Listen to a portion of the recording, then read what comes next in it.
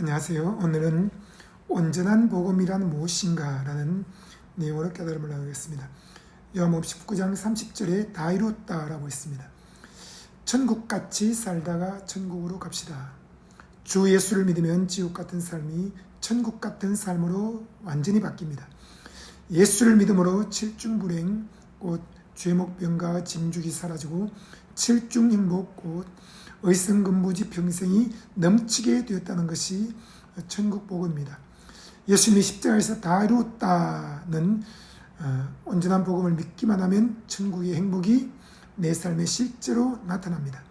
내 안에 가득히 계신 예수 그리스도가 나의 의와 성령 충만, 건강과 부유와 지혜와 평화와 생명이 되신다는 사실을 믿고 누리며 천국같이 행복한 삶을 살다가 천국으로 가야 합니다.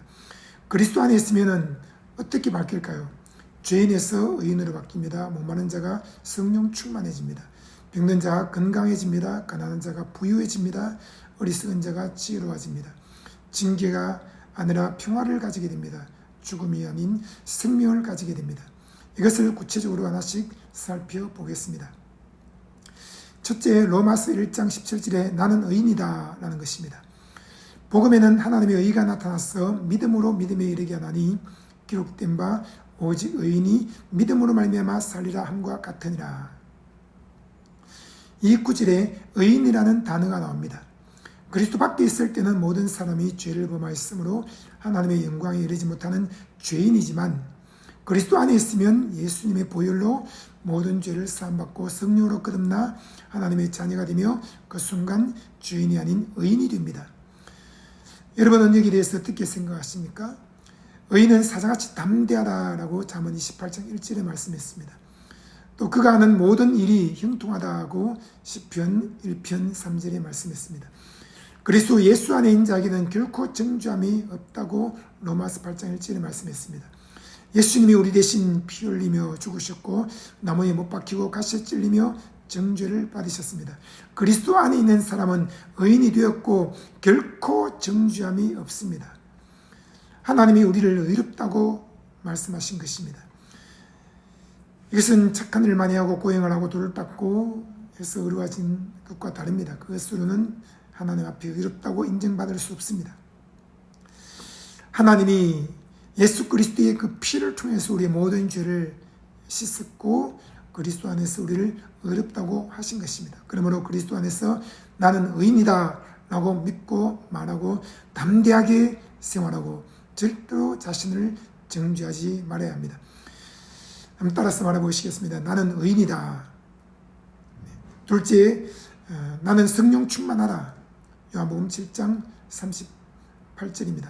나를 믿는 자는 성령의 이름과 같이 그 배에서 생수의 강이 흘러나오리라. 세상 모든 사람들은 돈, 명예, 권세, 건물, 학벌, 숫자, 땅, 빌딩 등 각자 목마른 부분이 있습니다. 요한복음 7장에 나오는 수가성 여인도 남편 5을 바꿀 정도로 목이 말랐습니다. 그런 그가 예수님을 만나고 목마름이 즉시 사라졌습니다. 그 배에서 생수의 강이 흘러나게 되었고 온 동네 사람들을 전도했습니다. 여러분은 지금 무엇에 목이 마릅니까? 그 해결책은 더 많은 소유를 가지는 것이 아니라 예수님을 구주로 믿는 것입니다. 예수님이 우리 대신 십자가에서 목마르셨습니다. 요한복음 19장 28절에 내가 목마르다라고 하셨습니다. 혹시 예수님을 믿어도 목이 마르지 않나요? 그것은 종교행위 곧 율법주의에 빠졌기 때문입니다. 예수님은 종교행위를 많이 한 사람에게 생수의 강이 흐른다고 하지 않았습니다. 그 배에서 생수의 강이 흐르는 조건은 한 가지뿐입니다. 나를 믿는 자는 이라고 했습니다. 곧 믿음입니다. 예수를 구주로 믿으면 그 배에서 생수의 강이 흘러나게 되고 한없이 행복해집니다. 여러분은 이 사실을 인정하십니까? 저는 배에서 생수의 강이 흘러나기 때문에 너무너무 행복합니다. 행복해서 교회 나오고 전도하고 행복해서 기도하고 성경 읽고 행복해서 주의 종의 길을 갑니다. 행복해서 날마다 말할 수 없이 행복하고 이 행복은 20살 때 예수님 만나고 난 이후로 지금까지 동일합니다. 여러분 이 땅에서 천국같이 행복하게 살다가 죽으면 천국으로 가는 것입니다. 셋째, 나는 건강하다. 마태복음 8장 17절입니다. 이는 선지자 이사야를 통하여 하신 말씀에 우리의 연약함을 친히 담당하시고 병을 짊으셨도다함을 이루려 하심이더라. 여러분은 어떤 연약함과 병을 갖고 있습니까? 연약함과 병, 그것이 하나님의 뜻이라고 생각하지는 않나요? 성경은 예수님이 우리의 연약함을 친히 담당하셨고 병을 짊으셨다고 했습니다. 우리가 연약함과 병이 없이 건강하게 사는 것이 하나님의 뜻입니다. 예수님은 선지자 이사야의 예언을 성취하기 위해 병든 자를 고치셨습니다. 마태복음 8장 16절 17절에 점을 매 사람들이 귀신 들린 자를 많이 데리고 예수께 오거늘 예수께서 말씀으로 귀신들을 쫓아내시고 병든 자들을 다 고치신 이는 선지자 이사야를 통하여 하신 말씀에 우리의 연약한 것을 친히 담당하시고 병을 짊으셨도담을 이루려 하심이더라. 그분은 지금도 동일하게 병을 고치십니다. 히브리서 13장 8절에 말씀했습니다. 예수 그리스도는 어제나 오늘이나 영원토록 동일하시느라. 예수님이 어제 병을 고쳤다면 오늘도 병을 고치고 내일도 병을 고치십니다. 어떻게 고치십니까? 말씀으로 귀신들을 쫓아내시고 안수함으로 병든 자를 다 고치십니다. 넷째, 나는 부유하다. 고린도서 8장 9절입니다. 우리 주 예수 그리스도의 은혜를 너희가 알거니와 부유하신 자로서 너희를 위하여 가난케 되심은 그의 가난함을 인하여 너희를 부유케 하려 하심이라고 했습니다. 여러분은 가난하게 사는 것이 하나님의 뜻이라고 생각하지 않습니까? 과연 그럴까요? 그렇다면 예수님이 왜 우리의 가난을 짊어져야 했을까요? 물론 가난한 중에서도 믿음을 지켜야 합니다.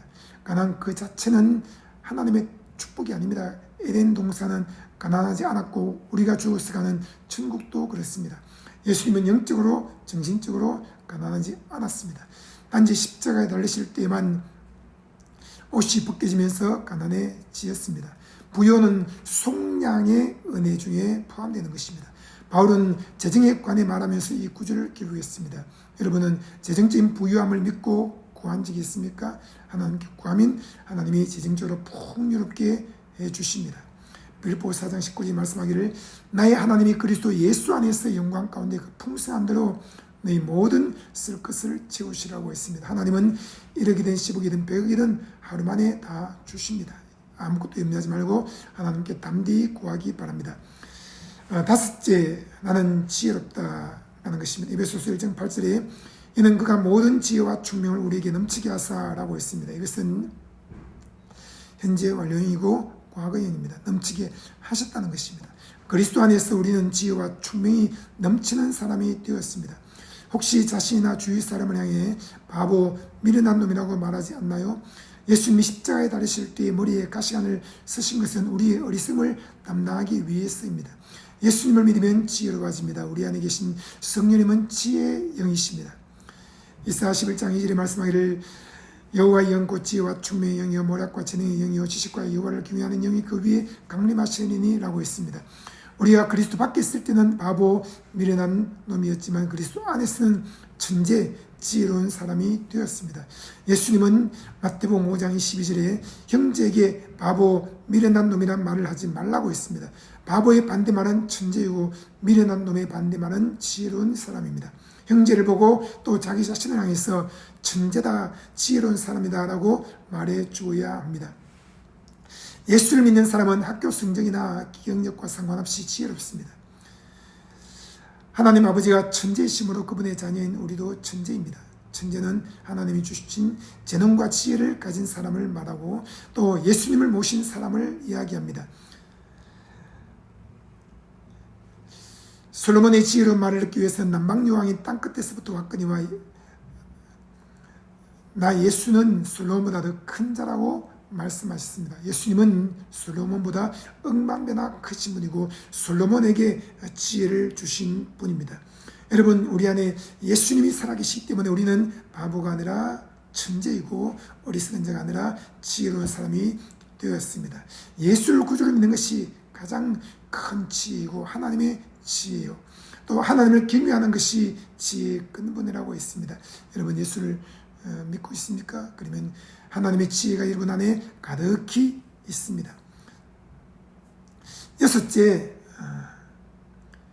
나는 평화롭다라고 믿고 말해야 됩니다. 이사야 53장 5절에 그가 찔림은 우리의 허물 때문이요 그가 상함은 우리의 죄악 때문이라. 그가 징계를 받음으로 우리는 평화를 누리고 그가 채찍에 맞음으로 우리는 나음을 받았도다. 여러분은 조금만 어려운 일이 생겨도 하나님께 징계를 받고 있다고 생각하지 않나요? 하나님은 그분의 자녀를 암이나 교통사고, 부도, 유산, 이혼 등으로 징계하지 않습니다. 어떤 부모도 너가 실수했으니 또 잘못했으니 암세포를 너의 몸속에 집어넣고 감기균을 너의 입에 집어넣겠다라는 식으로 말하지 않습니다. 이사야서 53장 5절에서 말하는 징계는 말씀을 통한 교훈이나 코칭이 아닌 죄값에 대한 형벌의 징계를 말합니다. 그런 형벌의 징계는 예수님이 다 담당하셨으므로 우리는 더 이상 형벌을 받지 않습니다. 이것을 깨달을 때 마음의 징계에 대한 두려움이 사라지고 하늘의 평화가 가득해집니다. 그가 징계를 받음으로 우리가 평화를 누리고 라고 했습니다. 이 평화는 큰 평화인 것입니다. 산이 흔들려 요동할지라도 바닷물이 흉흉할지라도 흔들리지 않는 하늘의 평화, 하나님의 평강이 우리 안에 가득히 있다는 말씀입니다. 또 일곱째, 영생입니다. 나는 영생을 가졌다. 요한복음 6장 47절입니다. 진실로 진실로 너희에게 이르노니 믿는 자는 영생을 가졌나니, 가질 것이다 아닙니다. 가졌다고 했습니다. 여러분은 영생 곧 영원한 생명을 가졌습니까? 예수를 믿지 않는 사람은 영생이 없습니다. 요한 1서 5장 12절에 아들이 있는 자에게는 영생이 있고 하나님의 아들이 없는 자에게는 영생이 없느니라고 했습니다. 하지만 하나님의 아들 예수를 구주로 믿는 사람은 영생을 가졌습니다. 천국에 가면 영생을 가지게 될 것이다 라고 하지 않았고 지금 영생을 가졌다고 했습니다. 많은 사람이 죽어서 천국 가면 영생을 가질 것이라고 생각합니다. 하지만 예수님은 믿는 그 순간 영생을 가졌다고 했습니다. 여러분 지금 영생을 가졌나요? 안 가졌나요? 요한복음 3장 15절에서 16절에 말씀합니다. 이는 그를 믿는 자마다 영생을 얻게 하려 하심이니라. 하나님이 세상을 이처럼 사랑하사 독생자를 주셨으니 이는 그를 믿는 자마다 멸망치 않고